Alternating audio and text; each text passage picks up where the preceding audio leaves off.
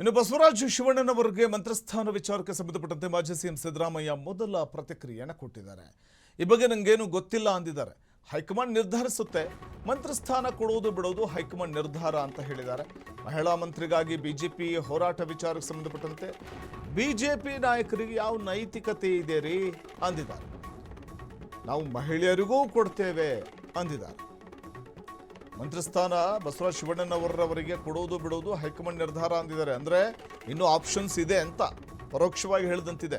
ಅಂದರೆ ಬಸವರಾಜ ಶಿವಣ್ಣನವರವರಿಗೆ ಮಂತ್ರಿಸ್ಥಾನ ಕೊಡಬೇಕು ಅನ್ನುವಂಥ ವಿಚಾರದಲ್ಲಿ ಹೈಕಮಾಂಡ್ ಇನ್ನೂ ಇದು ಇಲ್ಲಿಗೆ ಮುಗಿದಿಲ್ಲ.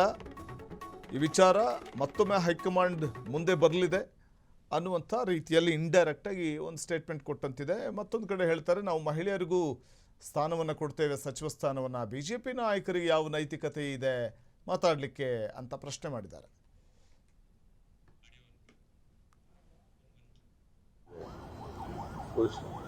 ಶೋಷಿತ ವರ್ಗಗಳು ಹೆಸರಿನಲ್ಲಿ ಅಹಿಂದ ಸಂಘಟನೆ ನಡೀತಾ ಇದೆ.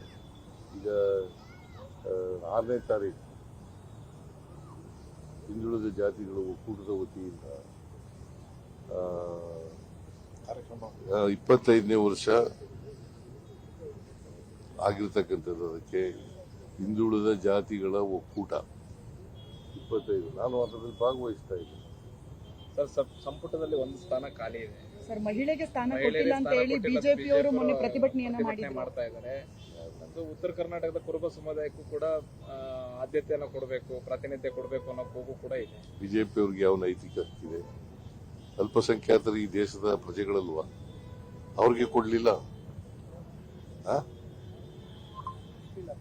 ನಾವು ಮಹಿಳೆಯರಿಗೂ ಕೊಡ್ತೀವಿ, ಮಹಿಳೆಯರಿಗೆ ಕೊಡ್ತೀವಿ ಅಂತ ನಾನು ಬಹುಶಃ ನಾನು ಹೈಕಮಾಂಡ್ನವ್ರಿಗೂ ಹೇಳಿದ್ದೀನಿ, ಮಹಿಳೆಯರಿಗೆ ಕೊಡಬೇಕು.